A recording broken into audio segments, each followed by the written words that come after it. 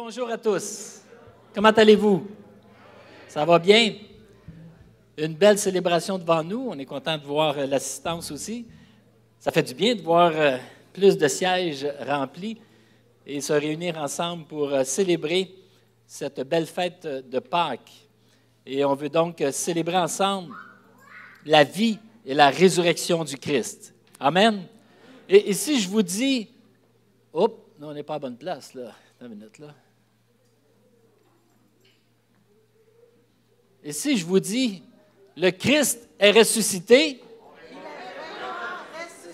Alors, reprends ça. Le Christ est ressuscité! Oui. Il y a des habitués, hein? Si vous êtes nouveau, on s'excuse. Si vous vous sentez un petit peu à part, c'est que c'est une coutume, lorsque c'est la célébration de Pâques, lorsqu'on dit, le Christ est ressuscité. Alors, oui. Et si jamais il m'arrive de dire le Christ est ressuscité en train de parler, ben je vais me faire enterrer probablement. Fait que je le dis là, mais on sait que le Christ est ressuscité. C'est ça. Très belle célébration devant nous. On a Bernard et toute l'équipe ce matin qui ont préparé des chants. Donc, pour vous expliquer comment ça va fonctionner, on a quelques chants et puis ensuite un signal là, avec une diapo. Donc, les enfants pourront aller dans leurs locaux et puis donc avec les différents moniteurs. Si vous êtes nouveau, vous n'êtes pas trop familier pour les locaux en haut, on va vous expliquer à l'arrière. Vous avez juste à vous présenter. Les moniteurs vont être là pour vous aider à localiser à quel endroit, dépendant de l'âge, pour votre enfant. Ensuite, donc, on a un enseignement avec notre frère Patrice Nagan, très bon enseignement qu'on va avoir à l'occasion de Pâques. Et je reviendrai par la suite pour animer la communion. On va prendre la communion ce matin. Alors, on fonctionne, on va vous l'expliquer tantôt, on fonctionne avec des petites copes plutôt que des pains pigés dans le pain. On est dans la 6e vague, donc on va laisser faire le pigeage dans le pain pour tout de suite. C'est bien plate. Moi, j'espérais beaucoup qu'on enlève nos masques à Pâques. On disait le 15 avril. Moi, je me disais, je voyais là, tous les sourires à Pâques. Bien, là, je vois les masques. Vous êtes beaux quand même parce qu'on a appris à vous reconnaître par vos yeux. Et le sourire, on le voit dans vos yeux. Là. On a l'expérience, ça fait 2 ans là, qu'avec les masques, on est capable de voir les sourires. Alors, on vous expliquera ce que vous avez reçu parce qu'il y en a des nouvelles qui sont plus difficiles à utiliser. Je l'expliquerai tantôt à la communion. Donc, peut-être juste avant de prier, laisser la place à l'équipe, j'aimerais juste qu'on puisse s'inspirer de ce texte. On appelle souvent le chapitre de la résurrection, 1 Corinthiens 15, lorsqu'il est dit « Mes frères, je vous rappelle la bonne nouvelle que je vous ai annoncée, que vous avez reçue et à laquelle vous demeurez attachés. C'est par elle que vous êtes sauvés, si vous la retenez telle que je vous l'ai annoncée, autrement vous auriez cru en vain. Je vous ai transmis comme un enseignement de première importance ce que j'avais moi-même reçu. Le Christ est mort pour nos péchés, conformément aux Écritures. Il a été mis au tombeau. Il est ressuscité le 3e jour, comme l'avaient annoncé les Écritures. Alors, c'est un beau résumé du week-end de Pâques, n'est-ce pas? Et justement, vous l'avez vu dans l'infolette, le 3e jour, c'est le titre de l'enseignement de notre frère Patrice qu'on a bien hâte d'entendre. Alors donc, on va prendre juste un moment pour prier et ensuite on laisse la place à l'équipe de louange. Seigneur notre Dieu, quelle bénédiction, quelle joie d'être ici ce matin. Merci pour tous ceux et celles qui sont présents. Merci pour ceux qui nous écoutent en ligne, même si c'est en rediffusion. On veut célébrer la vie. On veut célébrer ta résurrection, Seigneur. On sait que la résurrection a été précédée par ce sacrifice ultime de ta mort sur la croix pour nous. On veut se rappeler, Seigneur, qu'il y a la vie, mais il y a eu la mort. Et puis, par ta mort, tu nous as donné toi-même la vie. Alors, ce matin, oui, on veut célébrer ensemble la vie de résurrection, le Christ ressuscité. Et tu nous as accordé ton esprit. Il est dit que le même esprit qui a ressuscité Christ d'entre les morts habite en nous. Il nous vivifiera. Il nous redonnera la vie. Alors, Seigneur, oui, on veut dans la vie, dans la joie, te célébrer ce matin. Amen. Alors donc, on peut se lever si vous voulez bien, et puis on laisse la place à Bernard pour la louange.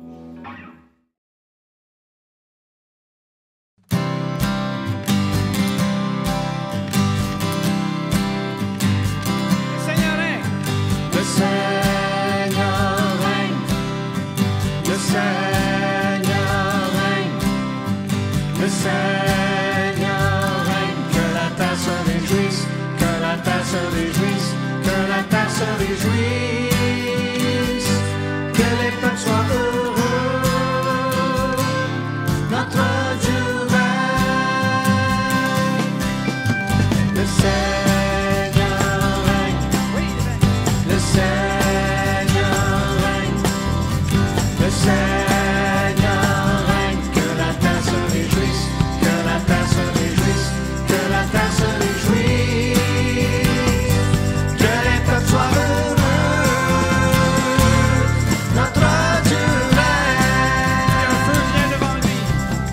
Un feu vient devant lui, consume tous ses ennemis. Les montagnes s'ébranlent à la présence du Seigneur, à la présence du Seigneur. Le Seigneur règne, le Seigneur règne, le Seigneur règne, que la terre se réjouisse, que la terre se réjouisse, que la terre se réjouisse, que les peuples soient heureux. Notre Dieu règne. Oui, le Seigneur règne. Le Seigneur règne. Le Seigneur règne. Oui, le Seigneur règne. Que la terre se réjouisse, que la terre se réjouisse, que la terre se réjouisse, que les peuples soient heureux.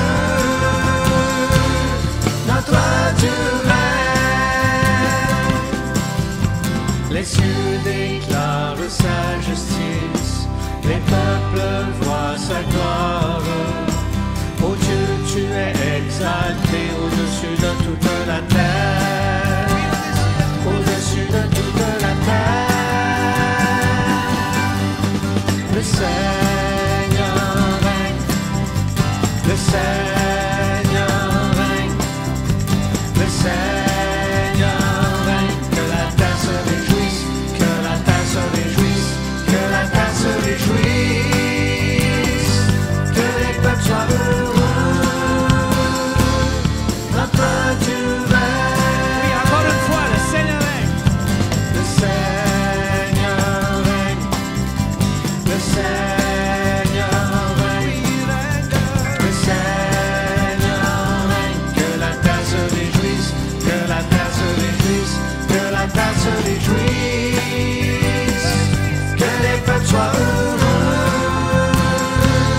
Notre Dieu règne. Notre Dieu règne. Notre Dieu règne. Notre Dieu règne. Oui, il règne. Alléluia. Comment te dire merci? Comment ne pas t'abandonner ma vie?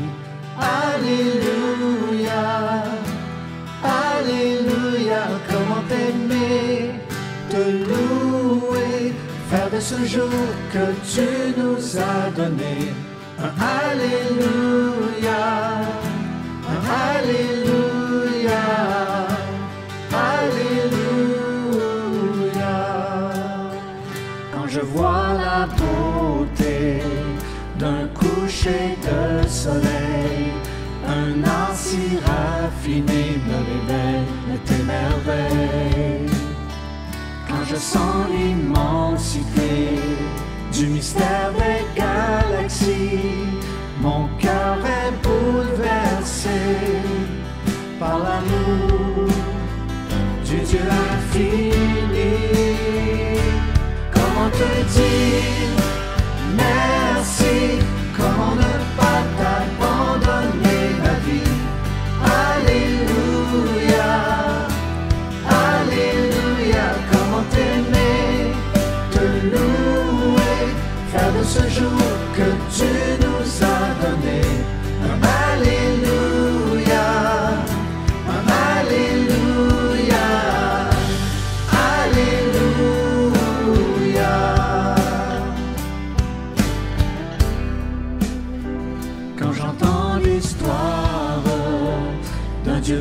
de gloire, vêtu d'humanité, souffrant à nos côtés.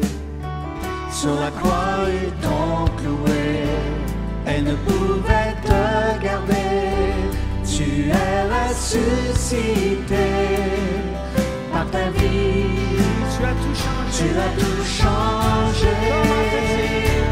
Comment te dire merci? Comment ne pas t'abandonner, ma vie? Alléluia, Alléluia. Comment t'aimer, te louer, faire de ce jour que tu nous as donné. Alléluia, Alléluia, Alléluia.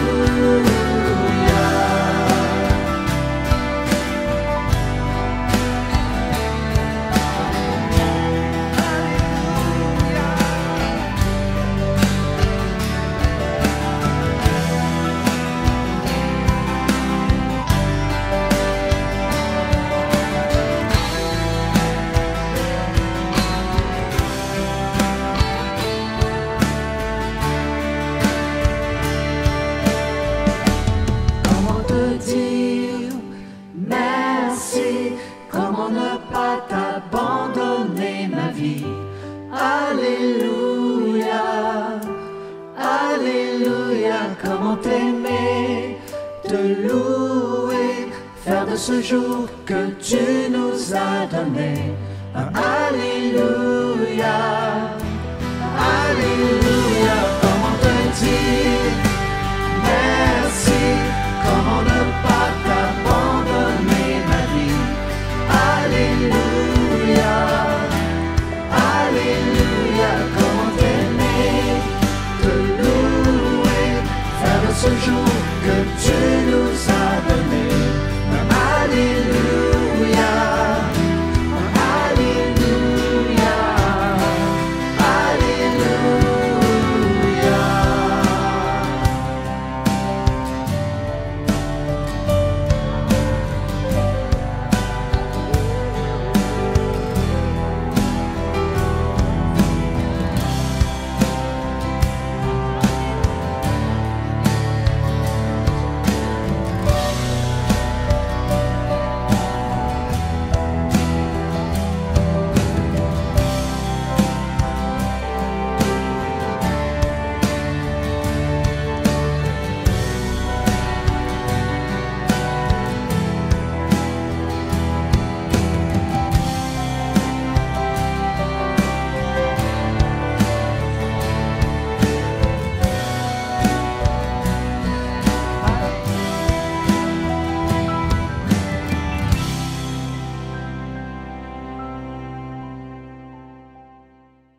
Bonjour tout le monde. Joyeuse Pâques tout le monde, content de vous voir en personne, nombreux. Et puis, je vais mettre ça là. J'espérais en toi, c'est ce qu'on a chanté. Et j'aimerais ça vous parler d'espérance justement ce matin. Donc merci Bernard et l'équipe pour ce temps de louange, de réflexion. Et puis on espère en quelque chose, tout le monde, tout le temps, constamment. Et cette espérance-là, c'est, on espère ou on souhaite que l'aboutissement de la situation, des événements, vont être en notre faveur, selon ce qu'on souhaite. C'est ça l'espérance. Hein? J'espère avoir ce travail-là, j'espère d'avoir cette maison-là, j'espère que je vais pouvoir marier cette fille-là, ou encore mieux, j'espère que je vais pouvoir marier cette fille-là qui va avoir la job, puis qui va pouvoir avoir la maison après. Ou des fois, on espère des choses, puis on est déçu. Mais on espère encore, on est déçu. Puis on se dit, un jour, ils vont l'avoir, la Coupe Stanley. Un jour, on va l'avoir encore. Puis on continue d'espérer, puis on ne lâche pas. Mais il y a des choses qu'on espère qui sont plus personnelles aussi. J'espère que je vais l'avoir, mon diplôme. J'espère que je vais avoir cette job-là ou que je ne perdrai pas ma job. J'espère que je vais être OK pour ma retraite. J'espère que je vais m'en sortir. Ou j'espère qu'elle va s'en sortir ou qui va s'en sortir. Il n'y a rien de mal à espérer ces choses-là. Mais on espère toujours quelque chose d'autre. Hein? Quand on est jeune, j'ai hâte d'avoir 10 ans, j'espère. J'ai hâte d'être au secondaire, j'ai hâte d'être au cégep, j'ai hâte d'être à l'université, j'ai hâte d'avoir ma job, j'ai hâte d'avoir ma maison, j'ai hâte d'avoir ma plus grande maison, j'ai hâte d'avoir cette voiture-là, d'avoir une autre voiture, d'avoir mon chalet. On espère toujours quelque chose qu'on veut remplir, qu'on espère, qu'on souhaite qui va combler, remplir notre besoin profond dans l'être humain. Mais à un moment donné, et ça va arriver, on va vivre une déception. Les endroits où on a mis nos espoirs vont nous décevoir. Un jour ou l'autre. Parce qu'aucune chose dans laquelle on met un espoir a la capacité de remplir ce que notre cœur a vraiment besoin dans le fond. Ces espoirs-là, ou ces endroits-là où on met nos espoirs, ces situations-là, ces événements, ces personnes, vont atteindre à un moment donné leurs limites. Puis la question à se poser, c'est quand cette place-là où on a tendu la main, vers laquelle on a mis notre espoir, ça n'a pas répondu, vers quoi on va se tourner? Qu'est-ce qui va embarquer? Qu'est-ce qui va prendre la place à ce moment-là? Et encore là, espérer ces choses-là, il n'y a rien de mal. Sauf que quand ce n'est pas là, qu'est-ce qui embarque? Qu'est-ce qui prend le dessus? Quel autre espoir prend le dessus par-dessus ça? Comme quand, vous savez, dans certains bâtiments, il y a une panne électrique, et puis tout tombe, il y a un autre système qui embarque, les lumières se rallument. Quel est cet espoir-là qui prend le dessus? Quand ces endroits-là où on a tendu les mains, ça n'a pas fonctionné. Et aujourd'hui, j'aimerais vous parler de cet espoir-là, profond, réel, véritable, qu'on célèbre à Pâques. Celui de mettre son espoir en Jésus, qui a vaincu la mort. Jésus qui faillit jamais. Tout dans la Bible, à partir de Genèse, tout au long de la Bible nous pointe vers cette source d'espoir qui est Jésus. Tout nous pointe vers Jésus constamment. Un jour, Jésus s'en allait avec ses disciples vers Jérusalem. Les disciples étaient angoissés parce qu'ils savaient que s'il allait à Jérusalem, il risquait de se faire mettre à mort. Il y avait la chenoute, là. Il était dans la crainte. Il savait si on ne peut pas aller à Jérusalem. Jésus dit, on s'en va à Jérusalem, mais on va se faire mettre à mort. Tu sais, ils veulent te mettre à mort. On s'en va à Jérusalem. Jésus leur dit, Jésus prit de nouveau les 12 avec lui et commença à leur dire ce qui devait leur arriver, ou lui arriver. Nous montons à Jérusalem et le Fils de l'homme sera livré aux chefs des prêtres et aux spécialistes de la loi. Ils le condamneront à mort et le livreront aux non-juifs. Ils se moqueront de lui, cracheront sur lui, le fouetteront et le feront mourir. Ce n'étaient pas des paroles très rassurantes. Pour les apôtres qui n'avaient pas le goût d'aller à Jérusalem, Jésus leur dit, c'est ça qui va y arriver. C'est ça qui va arriver. Puis il a ajouté, et 3 jours après, il va ressusciter. 3 jours après, il va ressusciter. Vous voyez, la mort de Jésus n'était pas une surprise pour lui. Ni sa résurrection d'ailleurs. La mort et la résurrection de Jésus, ce n'était pas une surprise pour Jésus. Il savait que c'était la raison de sa venue sur terre. J'aimerais ça continuer ce matin en vous parlant de ce 3e jour. Le 3e jour, il va ressusciter. On va prier avant. Seigneur, c'est ta parole qu'on ouvre.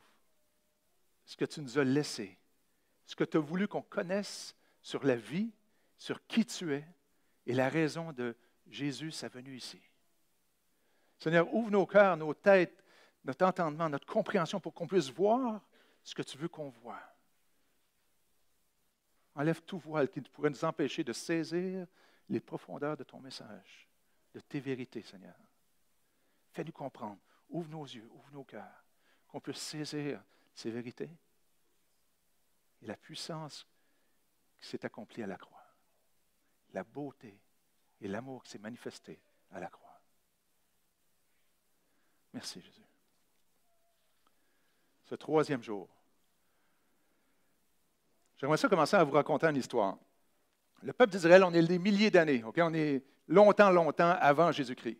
Le peuple d'Israël était constamment en tension, en guerre avec les Philistins, un peuple qu'on appelait les Philistins. Et le peuple d'Israël avait avec eux l'Arche de l'Alliance. L'Arche de l'Alliance, c'était une boîte que Dieu leur avait demandé de construire, qui était en bois d'acacia, recouvert d'or, et qui représentait la présence de Dieu. L'Arche de l'Alliance, il la mettait dans un lieu qu'il appelait la tente de la rencontre, et Dieu rencontrait les grands prêtres là pour leur communiquer certaines choses sur l'avenir, sur la direction à prendre et ces choses-là. Et les fameuses lois de Moïse sur les pierres avaient été mises dans cette boîte-là, et certaines autres choses aussi. Donc l'Arche de l'Alliance était avec eux et représentait la présence de Dieu. Ça les distinguait des autres peuples. Cette arche-là représentait cette boîte, ce coffre-là, ce coffre de Dieu, cette boîte de Dieu, représentait la présence de Dieu. Et un jour, ils étaient en guerre contre les Philistins constamment. C'était leur ennemi constant. Et les Philistins les attaquaient. Et ils espéraient. Le peuple d'Israël espérait la victoire. Mais ils ont vécu une grosse défaite. Une défaite terrible, écrasante. Ils se sont dit, bien, il est où Dieu? On espérait tellement la victoire. Il est où Dieu? Pourquoi il ne nous a pas donné ce qu'on espérait? Là, il y en a un qui a eu une idée. Il dit, ce qu'on va faire, c'est qu'on va prendre l'Arche de l'Alliance puis on va l'emmener avec nous au combat, à la guerre. Parce que Dieu sait que s'il nous vainc, ils vont prendre l'Arche. Puis Dieu ne laissera pas faire ça. Fait que si on a l'Arche avec nous autres, Dieu ne laissera pas faire parce que c'est l'Arche de Dieu, c'est la boîte de Dieu. Mais le peuple avait oublié que même s'il y avait la boîte de Dieu, il ne pouvait pas mettre Dieu en boîte. Ils ne pouvaient pas faire servir de Dieu pour leur propre souhait, leur propre espérance, ils ne pouvaient pas utiliser Dieu pour faire des tours de passe-passe ou utiliser Dieu pour leur propre avantage. Ils se sont dit, Dieu va nous donner ce qu'on veut. Si on l'emmène, Dieu ne laissera pas faire ça. Est-ce que ça vous est déjà arrivé? De dire à Dieu, Dieu, si tu me donnes ça, là, je vais te suivre.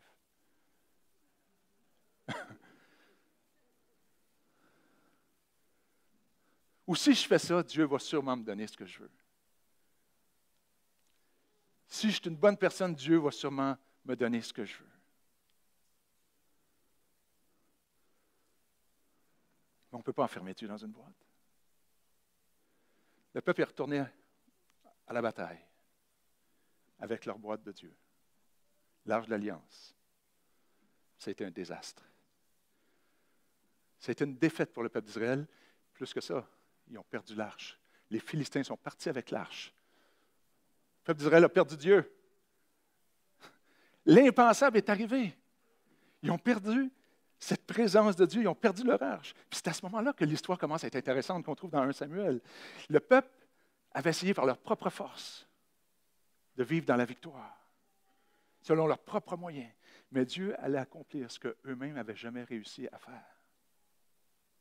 Les Philistins ont emmené l'Arche de l'Alliance dans une ville qui s'appelle Ashod et ils l'ont rentrée dans le temple, où cette ville-là, Ashod, il y avait le temple de leur Dieu qui s'appelait Dagon, et ils ont mis l'Arche au pied de Dagon. Voilà où est le Dieu d'Israël, au pied de notre Dieu.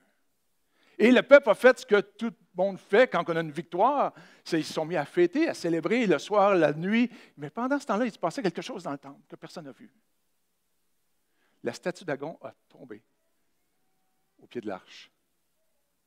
Le lendemain matin, on peut lire ça, le lendemain, les Asdodiens, ceux qui vivent dans la ville d'Asdod, se levèrent de bon matin et trouvèrent Dagon étendu le visage contre terre devant l'Arche de l'Éternel. Ils prirent Dagon et le mirent en place. Je ne sais pas ce qu'ils ont pensé, les Asdodiens. Ils se sont dit, coudonc, notre Dieu s'est-tu prosterné devant le Dieu d'Israël? Est-ce que ce Dieu d'Israël serait le Seigneur des seigneurs, le roi des rois? En tout cas, le texte ne le dit pas ce qu'ils ont fait. Ils ont remonté la statue, dépoussiéré un petit peu, puis ils ont continué leur fête. On est rendu au jour 2. Ils ont continué leur fête. Continué à chanter, à célébrer.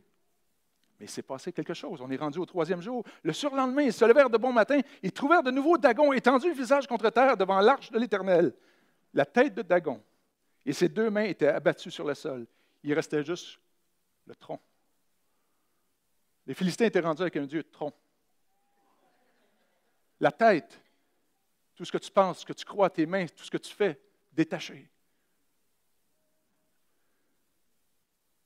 On est rendu le 3e jour, le surlendemain.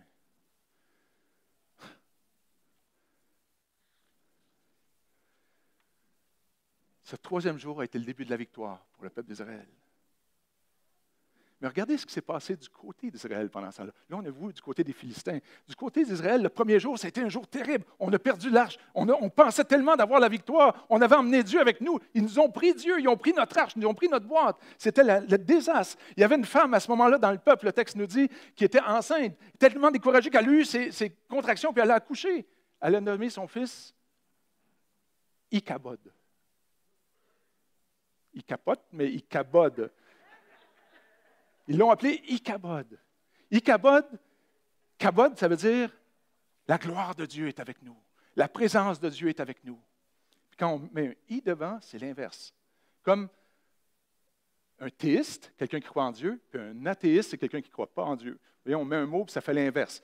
Quelque chose qui est certain, quelque chose qui est incertain. On met un devant ou quelque chose qui est en tout cas, vous comprenez le principe. Ichabod, c'est Dieu est parti. Elle a appelé son fils Ichabod. Dieu n'est plus là. Dieu nous a abandonnés. Leur source d'espoir est partie. Tout ce que leur ancêtre, Abraham, Isaac, Jacob, leur avait pu leur dire, était comme remis en doute. C'est la première journée. La fin de l'espoir. Le ciel est silencieux. Puis il y a eu la deuxième journée. Une journée de combat intérieur. Qu'est-ce qui se passe?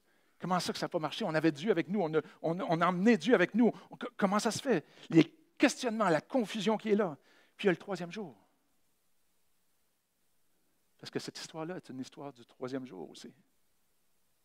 L'histoire du troisième jour, où le troisième jour, il y a un changement à 180 degrés complètement. L'idole est écrasée. Celui qui semblait avoir le pouvoir est anéanti. Le troisième jour est le jour de la victoire. Et vous voyez, on voit cette question du troisième jour dans l'Ancien Testament ou dans la première partie de la Bible qui nous pointe toujours vers Jésus. Mais il y a plein d'histoires comme ça. Il y a l'histoire d'Esther. Son peuple faisait face à un génocide. Tout semblait perdu. Esther était reine. Le premier jour, elle apprend que le roi a annoncé la destruction de tout son peuple et elle faisait partie de ça. Deuxième jour, c'est un genre d'incertitude. Mardoché dit à Esther, fais quelque chose. Esther lui dit, donne-moi 3 jours. J'ai besoin de 3 jours. Première journée, elle apprend ça, c'est le désarroi. Deuxième journée, c'est l'incertitude, la confusion. Puis la troisième journée, Dieu manifeste sa grandeur, sa puissance, sa victoire. On voit la même chose avec Jonas. Le premier jour, Jonas est avalé par un grand poisson, la Bible nous dit. Deuxième jour, il est passé dans la noirceur, dans la confusion, l'incertitude, tout semble fini. Puis le troisième jour, il est libéré. C'est le début de la manifestation de la puissance de Dieu, de la grandeur de Dieu, de la libération de Dieu. On voit la même chose avec Moïse. Exode 19 nous dit, le texte nous dit ça, le Seigneur dit encore à Moïse, « Retourne vers le peuple et dis-leur de se purifier aujourd'hui et demain, qu'ils lavent aussi leurs vêtements, qu'ils se tiennent prêts pour après-demain, le troisième jour. Car ce jour-là, je descendrai du mont Sinaï à la vue de tout le peuple. » Le troisième jour est le jour où Dieu se manifeste, montre sa gloire, montre sa puissance. Osée 6 nous dit, « Allons, revenons au Seigneur, c'est lui qui a permis la blessure, mais il nous guérira, il bandera nos plaies. En 3 jours, il nous relèvera et nous revivrons sa présence. » Vous voyez, cette question de troisième jour est présente plein d'endroits. Elle nous pointe vers quelqu'un. Tout dans la Bible, écrit des centaines, des milliers d'années avant la venue de Jésus, nous pointe vers quelque chose qui va se passer le troisième jour et qui est hyper important, crucial pour vous et moi. Le troisième jour. Il y a plus de 2000 ans, le peuple attendait la délivrance. Le jour de la délivrance venait, mais d'une manière qui ne s'attendait pas. La Bible nous dit que Dieu, celui qui est au-dessus de tout, celui qui a créé tout, a pris une forme humaine. Il est venu vivre parmi nous. Ce fameux texte de Jean 14, Dieu est devenu un homme, comme vous et moi, un être humain. Il a vécu parmi nous, plein de grâce, de vérité. Nous avons vu sa gloire, la gloire que le Fils unique reçoit du Père. Fils de Dieu, c'est-à-dire qu'il vient de Dieu. Dieu a pris une forme humaine, il est venu marcher parmi nous. Jésus est appelé Emmanuel, qui veut dire Dieu qui vient parmi nous. Les apôtres ont vécu 3 ans avec Jésus. Ils ont vu ce qu'il a fait, que jamais personne n'avait fait. Ils ont entendu ses paroles. Personne ne parlait comme lui. Des gens essayaient de le piéger, de le contredire, mais il y avait une sagesse qui dépassait tout ce que l'homme avait entendu jusqu'à maintenant. Les apôtres ont entendu Jésus lui-même dire de lui, « Je suis la porte. Celui qui passe par moi va être comblé dans son espérance. Je suis le chemin. Celui qui passe par moi va pouvoir rencontrer Dieu face à face, être en sa présence, être avec lui. Il a dit des paroles comme « Je suis la source d'eau vive. Celui qui boit de l'eau que je vais lui donner va être bien. Son espoir va être comblé. Je suis la résurrection et la vie.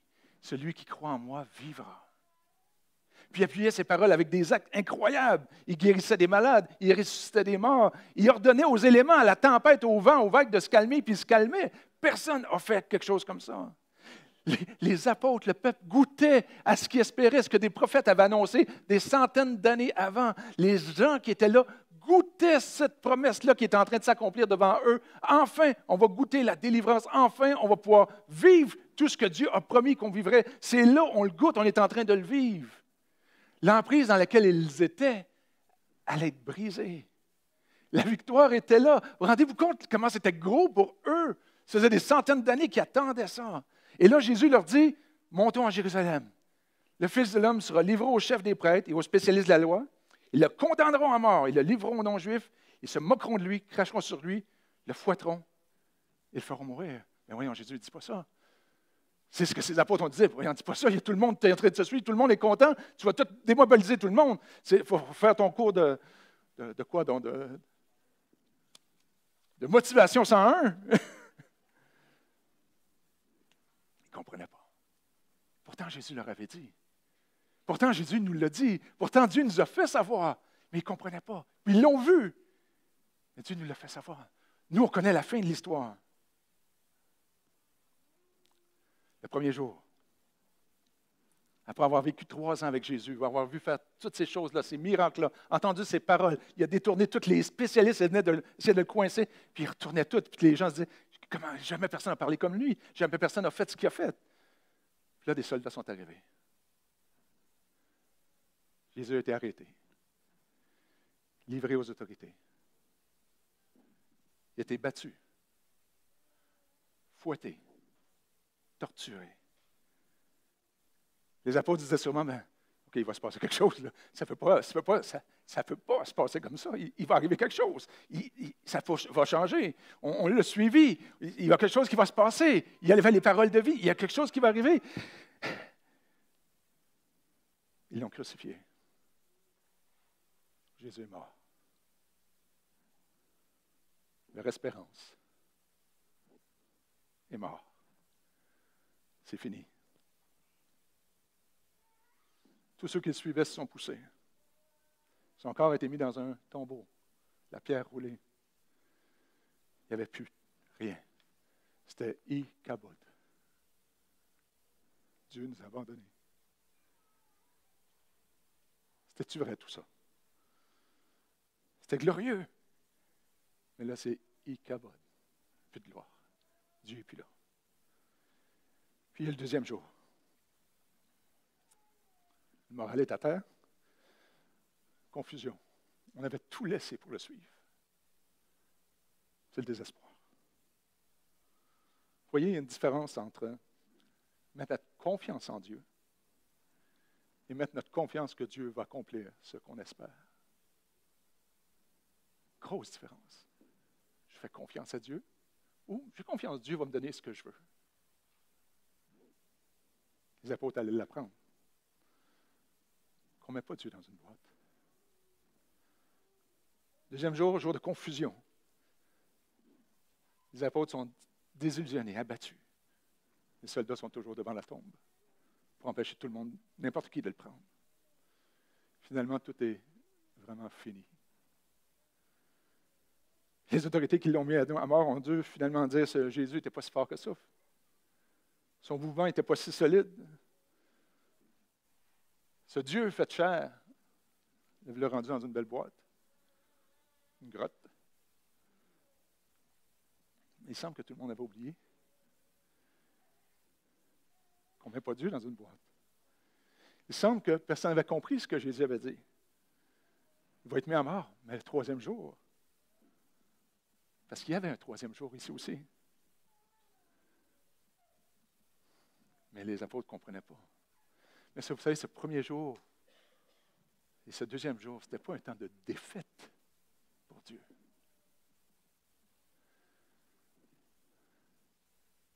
Car notre Dieu est un Dieu du troisième jour. Les apôtres ne l'avaient pas encore compris, mais la venue de Jésus, la mort de Jésus était la raison de sa venue. Jésus, par sa vie, a accompli ce que nous autres, on ne pouvait pas accomplir. Par sa mort, il a subi ce que nous, on devait subir. Et il a accompli autre chose que personne n'a jamais réussi dans l'humanité, c'est vaincre la mort, revenir de la mort et vaincre vraiment la mort. Il a vaincu la mort. Pour ceux qui le suivaient, le premier jour était un jour troublant, perturbant. Le deuxième jour, un temps long de confusion. On remet en question, est-ce qu'on a tout cru ça pour rien? C'est un temps de questionnement, je ne sais plus quoi penser. Où est-ce qu'il est Dieu? Peut-être que tu es dans ce deuxième jour en ce moment dans ta vie, dans ces questionnements-là. Où est-ce que c'est Dieu? Où est-ce qu'il est Dieu? C'est qui Dieu? Voilà qui tu es qu'on a chanté tout à l'heure. Peut-être que vous êtes dans ce deuxième jour en ce moment. Un temps de confusion, de remise en question, de trouble. Mais ces 2 jours-là ne sont pas des jours vides. Dieu est à l'œuvre. Peut-être pas de la manière qu'on l'imagine, mais Dieu accomplit toujours ce qu'il dit. Ce deuxième jour-là est un temps pour notre foi de la mettre en action. C'est dans ces 2 premiers jours-là que notre foi prend tout son sens lorsqu'on comprend la grandeur de qui est Dieu. Est-ce que je mets ma foi en ce que Dieu va accomplir ce que j'espère, ou je mets ma foi en Dieu qui est au-dessus de tout et qui est un Dieu de vérité, qui tient parole? Dieu veut qu'on sache dans nos tripes qui est là, à l'œuvre, et qui ne va jamais nous abandonner, et qui est un Dieu du troisième jour. Ce troisième jour nous montre qu'il est Dieu. C'est le jour où il renverse les idoles. C'est le jour de la victoire. C'est le jour où Dieu se manifeste sur la montagne avec Moïse. C'est le jour où Esther a vu la puissance de Dieu agir, où Jonas a pu voir la puissance de Dieu aussi. Le jour où les Philistins ont été écrasés. Le jour où la pierre a été roulée devant le tombeau. C'est le jour où la mort a été vaincue. Le troisième jour est le jour qui te permet de pouvoir rencontrer Dieu face à face, être en sa présence. C'est le troisième jour.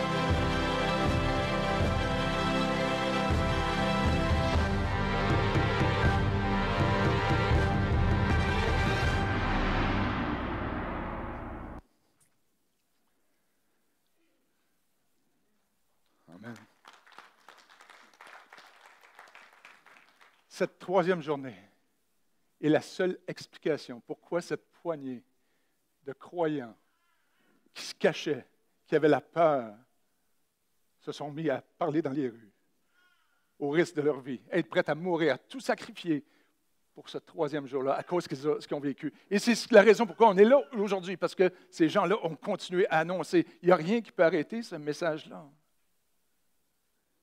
Tout ça à cause de ce troisième jour, le jour de Pâques, qu'on célèbre aujourd'hui. Plus rien dans le monde a été pareil. Ce troisième jour nous apprend que Jésus est vraiment ce qu'il disait. Jésus a affirmé, il dit, « Moi et le Père, on est un. Si tu m'as vu, tu as vu Dieu. » Dieu fait chair. Ce troisième jour nous montre qu'il n'y a rien qui peut résister à la puissance de Dieu. Dieu est au-dessus de tout. Ce troisième jour nous apprend que le pardon et la présence, l'accès à la présence de Dieu est possible. Lorsqu'on lit les évangiles et on voit cette histoire-là arriver, que les soldats prennent, qu'ils flagellent, qu'ils le mettent à mort, on peut entendre Dieu dire, vous êtes en train de faire exactement ce qui est prévu. Ce troisième jour règle le problème du péché, de la mort, le problème de l'être humain, de sa quête constamment d'être comblé dans son cœur, de se sentir aimé, de se sentir sécure, de trouver toutes sortes de moyens pour se sentir accompli, se sentir valorisé, se sentir bien. Seul Dieu peut combler ça. Il a rendu ça possible. On a accès aux promesses de Dieu. Dieu t'invite à le rencontrer, à rentrer dans sa présence. Peut-être que vous dites, vous savez, je ne suis pas une mauvaise personne, moi, je suis une bonne personne, et vous l'êtes probablement. Mais ce n'est pas suffisant pour Dieu. Il y a un texte qui dit, car personne ne sera déclaré juste ou bonne devant lui à cause de ce qu'il aura accompli, à cause de sa bonne vie. Personne ne peut rentrer dans cette présence de Dieu. Personne ne peut bénéficier de cette troisième journée de délivrance, de victoire glorieuse. Mais tous ont péché, tous ont enfreint à un moment donné la loi de Dieu et à cause de ça ont été séparés, sont privés de la présence de Dieu. Mais Dieu, dans sa bonté, les rend justes, enlève cette faute, enlève ce péché, enlève cette injustice qui est en lui, il les rend justes à ses yeux gratuitement à cause de ce que Jésus-Christ, qui les délivre du péché. Dieu l'a offert comme un sacrifice afin que par sa mort, Christ obtienne le pardon des péchés en faveur de ceux qui croient en lui. La Bible nous dit que chacun est séparé de Dieu. Mais on a besoin de cette présence de Dieu-là. On existe pour être dans la présence de Dieu, pour être en relation avec Dieu. Et c'est ce qu'on cherche à combler constamment dans nos vies, en ayant quelque chose d'autre, en espérant quelque chose d'autre et en voulant d'autres choses. Et jamais c'est comblé, jamais c'est plein, jamais c'est rempli, ce cœur se vide. Juste Dieu peut le remplir. Parce qu'on est créé comme ça. On est créé pour être en relation avec Dieu. Et Jésus a rendu ça possible.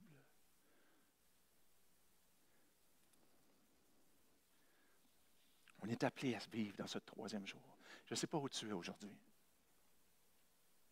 Peut-être que c'est dans ce deuxième jour.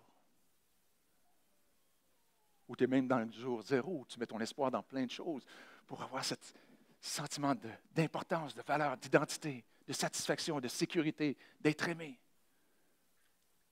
Le premier et le deuxième jour vont arriver. La déception. Le seul qui ne va jamais te décevoir, c'est mettre ton espoir dans ce que Jésus a fait à la croix, qui est complet, qui est entier, qui est suffisant. Ce troisième jour-là est là en permanence maintenant. C'est à nous à vivre dedans. Dieu est victorieux, il est vivant. J'aimerais ça vous inviter à prier avec moi. Je ne sais pas où vous êtes chacun de vous aujourd'hui, mais c'est un moment de réjouissance. Dieu a vaincu la mort pour nous.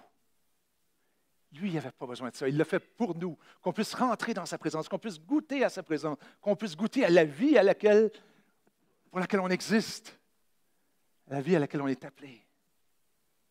Dieu te connaît. Il t'invite ce matin à venir à lui. Lui dire, Seigneur, je ne comprends pas tout encore, mais je comprends que ce que tu as fait il y a 2000 ans est sans équivoque d'une grande importance. Je veux apprendre. Je veux me tenir devant toi. Je veux arrêter de chercher à droite, à gauche. Je veux me confier. Je veux apprendre à te connaître. Je vois ce que tu as fait, t'es grand. Seigneur, viens dans ma vie. C'est ma prière pour chacun ce matin aussi, qu'on puisse se tenir dans cette troisième journée, ne pas vivre, surtout avec les dernières années qu'on a vécues, dans cette confusion, dans ce malaise, dans ce tourment, qu'on puisse vivre une liberté profonde, pas à cause des situations, des événements, mais parce qu'on est en relation avec toi. Et on sait que tu es le Dieu du troisième jour, de la victoire, de la puissance, de ta présence glorieuse. Que tu puisses bénir chacune des personnes ici ce matin, Seigneur. Leur faire goûter à ta présence d'une façon exceptionnelle, nouvelle, renouvelée. Une paix profonde qui envahit les cœurs de chacun ici ce matin, en ce moment, Seigneur. Merci de le faire. Merci de répondre, Seigneur. On veut mettre notre espoir en toi. Non pas que tu vas accomplir ce qu'on veut, ce qu'on souhaite, mais on veut mettre notre espoir en toi, que tu sais ce que tu fais. Tu sais ce que tu es en train de faire, que tu n'as jamais perdu le contrôle. Tu es en plein contrôle de tout. Et Seigneur, on veut juste s'attendre à toi et se reposer en toi. Trouver notre repos en toi, Seigneur. Que tu puisses bénir chacune des personnes ici ce matin. Amen. Je vous invite à reprendre vos places pour quelques instants. On va terminer. Quelle belle façon de terminer cette fête de Pâques en prenant la communion ensemble, en prenant le pain et en prenant la coupe. On aurait bien souhaité pouvoir vous offrir une coupe et un pain, mais on va garder notre système encore pour un petit bout de temps. Alors, merci Patrice pour cet enseignement extrêmement inspirant. Le troisième jour, quelle journée significative pour nous. Lorsque Jésus s'est réuni avec ses disciples la veille de sa mort, la nuit même de son arrestation, le dernier repas qu'il a pris avec ses disciples, Jésus avait l'habitude chaque année d'aller à la Pâque, à Jérusalem, mais comme Patrice a lu, cette journée-là était vraiment particulière parce que c'était la dernière Pâque. C'était le dernier repas de Jésus avec ses disciples. Et les disciples avaient l'habitude de célébrer la Pâque depuis des siècles et des siècles, depuis Moïse. En fait, Moïse qui était le sauveur du peuple juif pour les délivrer d'Égypte, les faire sortir de cet esclavage. Et à la sortie d'Égypte, donc, ils ont célébré, ils ont institué ce geste de sacrifier un agneau et puis de se rappeler que Dieu les a sauvés. Et lorsque Jésus prend ce dernier repas, les disciples ont ça à l'esprit, ils ont cette fête-là, eux autres, à l'esprit. Mais là, Jésus veut amener une nouvelle dimension, une nouvelle Pâque. Et ce que Jésus essaie de dire à ses disciples, c'est que je suis l'agneau pascal. Je suis votre Pâque, comme l'apôtre Paul nous dira dans 1 Corinthiens 5. Il dira, Jésus-Christ est notre Pâque. Il a été immolé. Et alors donc Jésus, dans ce repas-là, met le comble à son amour. Jean nous dit qu'il a lavé les pieds de ses disciples. Il a mis le comble à son amour. Il a vraiment voulu manifester son amour jusqu'au bout. Et là, après le repas, ils ont chanté des psaumes, ils sont partis dans le jardin de Gethsémane. Et c'est là que Jésus s'est fait arrêter. Et le lendemain, donc le vendredi, il se fait crucifier. C'est le premier jour. Et les disciples étaient complètement déconcertés. Ils avaient perdu espoir. Ils cabotent. C'est ça, ils cabotent. Dieu n'est plus là. Dieu n'est plus avec nous. Et voilà que le deuxième jour, on continue à être complètement découragés. Mais ce matin, j'avais le goût qu'on prenne la communion de façon particulière, c'est de la prendre le troisième jour. Parce que le troisième jour, c'est la résurrection, donc.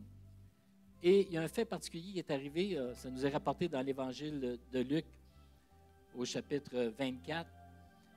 Et lorsque Jésus est ressuscité, personne ne le sait encore. Il se manifeste à une femme là, devant le tombeau, mais après ça, il continue. Et là, il y a deux disciples qui sont sur le chemin d'Emmaüs, ce jour même-là, le troisième jour, et ils parlent entre eux de ce qui est arrivé. Ils n'en reviennent pas. Ils sont encore flabbergastés. Ils sont encore déconcertés. Ils parlent. Et là, quelqu'un vient les rejoindre, et c'est Jésus, mais ils ne reconnaissent pas Jésus. Puis là, Jésus, de quoi discutez-vous? Ben voyons donc, es-tu seul dans toute la Judée qui ne sait pas ce qui s'est passé? Et là, il commence à raconter à Jésus qu'est-ce qui est arrivé. Et là, Jésus continue avec eux.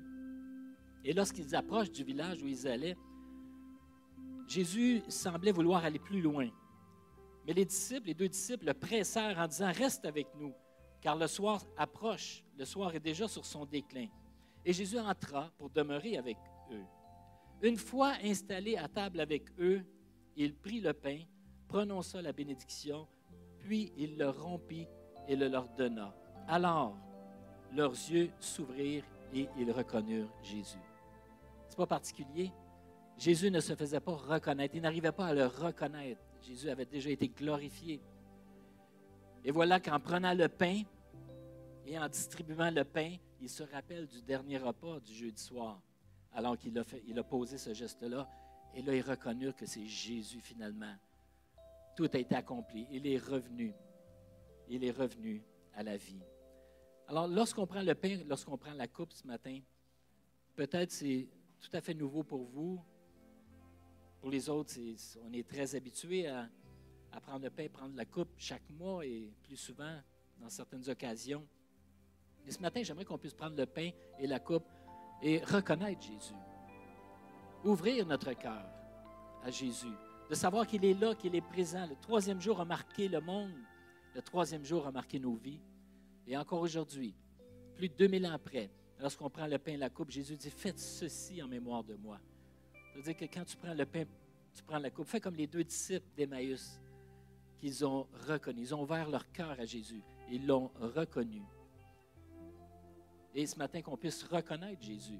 Que ce ne soit pas juste un geste routinier, mais que ce soit un geste particulier où on dit « Seigneur, tu es présent avec moi ».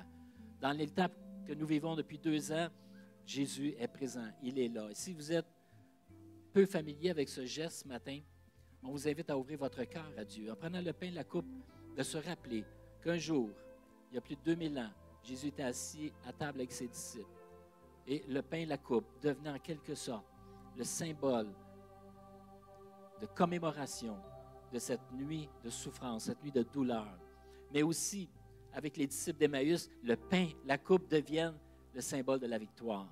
Parce que Jésus n'est pas resté au tombeau, il est ressuscité. Le Christ est ressuscité. Ah oui, hein? Vous êtes un peu timide là, parce qu'on est autour de la table. Là. Le Christ est ressuscité. Vraiment ressuscité.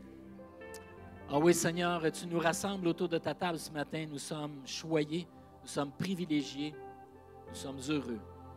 Parce que nous savons que comme la Pâque, comme ce mot hébreu qui nous dit que la Pâque signifie que tu as passé par-dessus nos fautes et que tu nous as épargnés. Parce que nous croyons en toi, parce que nous croyons, tout comme les Juifs croyaient à l'agneau de Pâques, que le sang versé par cet agneau leur accordait le pardon des péchés. Tu passais par-dessus leurs fautes. Toi, tu es devenu l'agneau pascal. Comme Jean le Baptiste a dit, voici l'agneau qui enlève le péché du monde. Toi, Seigneur, tu nous donnes aujourd'hui de pouvoir simplement prendre un morceau de pain, de prendre une coupe et de réaliser en croyant qu'il y a eu un premier jour, mais il y a eu aussi un 3e jour. Tu es ressuscité, tu nous as accordé le plein pardon, tu as passé par-dessus nos fautes, tu nous as épargnés. Et nous sommes en communion avec toi aujourd'hui, rassemblés, réunis ensemble autour de ta table. Tu nous accueilles, tu nous aimes comme tu as aimé les disciples le dernier soir avant ta mort, dans ce dernier repas. Aussi aujourd'hui, Seigneur, tu manifestes ton amour envers chacun de nous. Je prie pour chaque personne qui, en prenant le pain et la coupe, puisse te reconnaître, que nous puissions tous te reconnaître, ta présence dans nos vies, la grâce que tu nous accordes, l'immense privilège que nous avons d'avoir été pardonnés par toi, que tu as pris sur toi-même ce qui nous revenait à chacun de nous. Je prie pour chaque personne qui est nouvelle ici ce matin, qui nous visite, qu'en posant ce geste de prendre le pain, de prendre la coupe, que tu puisses te révéler à eux. Comme tu l'as fait aux disciples d'Emmaüs, tu as ouvert leurs yeux et ils te reconnurent. Alors Seigneur, ouvre nos yeux afin que nous puissions te reconnaître et te bénir. Amen.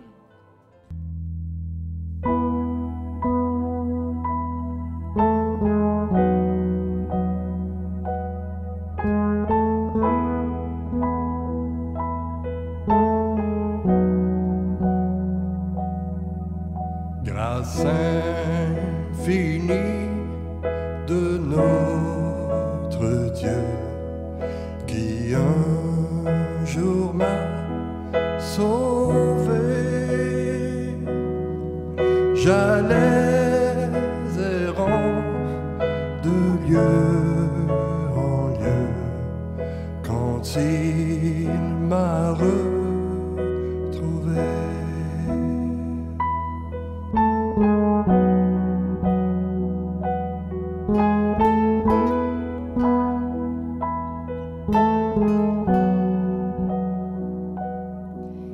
Ma vie fut complètement changée.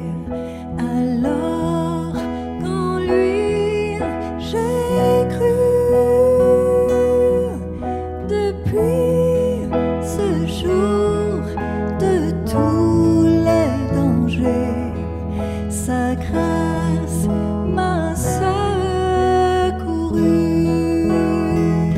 Mes chaînes enfin sont enlevées. Mon Dieu, mon Sauveur m'a racheté. De son pardon, il m'envahit. Amour divin, grâce infinie.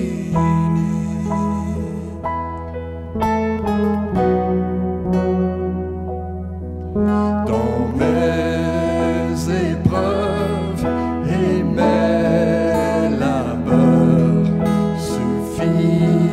suffit sa grâce. Je peux compter sur sa faveur à chaque instant qui passe. Mes chaînes enfin sont enlevées. Mon Dieu, mon Sauveur m'a racheté. De son pardon, il m'envahit. Amour divin, grâce infinie.